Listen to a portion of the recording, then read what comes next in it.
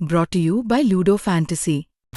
Role the dice, make your move और अपनी किस्मत बदलो। Download Ludo Fantasy now.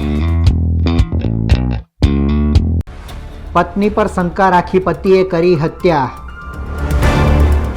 ગળે ટૂંપો આપી કરી નાખી હત્યા।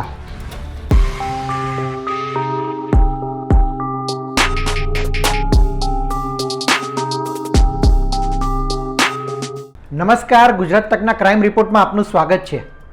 આડા સંબંધોની આશંકાએ પતિ અને પત્ની વચ્ચે ઝઘડાના બનાવો બનતા હોય છે। કેટલીક વખત આ ઝઘડાના બનાવ જીવલેણ પણ સાબિત થતા હોય છે। આવી જ ઘટના બની છે અમરેલીમાં। અમરેલીના ગ્રામ્ય વિસ્તારમાં ખેત મજૂરી કરીને જીવન જીવતા પતિએ પત્ની પર વહેમ રાખી મોતને ઘાટ ઉતારી દીધી।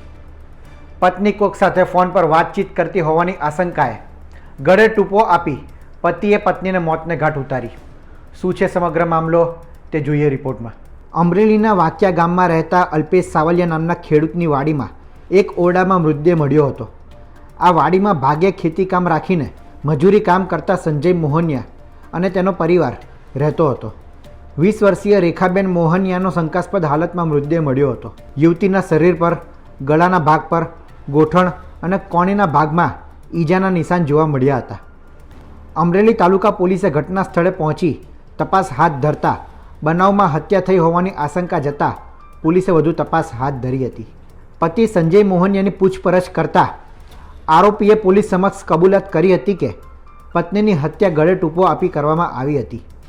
મોબાઈલમાં કોઈ જોડે વાત કરતી હોવાની શંકા રાખી પતિએ પત્નીની હત્યા કરી નાખી।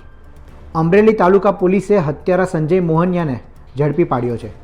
અમરેલી તાલુકા પોલીસ સ્ટેશનના વાકિયા ગામે અલ્પેશભાઈ લાલજીભાઈ સાવલિયાની વાડીમાં મજૂરી કામ કરતા સંજયભાઈ અનેસિંહભાઈ મોહનિયા કે જે મધ્યપ્રદેશના અલીરાજપુર જિલ્લાના બાબરા તાલુકાના વતની છે, તે પોતાની પત્ની રેખાબેન સાથે ત્યાં આગળ વાડી રહેતા હોય અને 6 તારીખના રોજ રાત્રિના કોઈ શંકા વહેમ બાબતે પોતાની પત્ની સાથે ઝઘડો થતાં તેને માર મારેલ અને ઝઘડો વધી જતાં તેનું ગળું દબાવી મોત નિપજાવેલ, જેનું અમરેલી તાલુકા પોલીસ સ્ટેશનમાં મર્ડરનો ગુનો દાખલ કરવામાં આવેલ છે।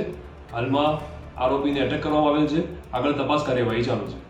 સર, આજને કોઈ ગુનામાં સંડોવાયેલો કે એવું કંઈ હાલ કોઈ ગુનામાં ટ્રેક રેકોર્ડ ચેક કરતા ધ્યાનમાં આવેલ નથી।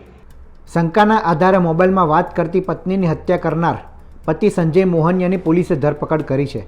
આરોપી સંજય મોહનિયા મધ્યપ્રદેશનો વતની હોવાની વિગતો સામે આવી છે। આરોપીની અન્ય કોઈ ગુનામાં સંડોવણી છે કે નહીં તે દિશામાં પોલીસે વધુ તપાસ હાથ ધરી છે। અમરેલીથી સંવાદદાતા ફારૂક કાદરીનો અહેવાલ।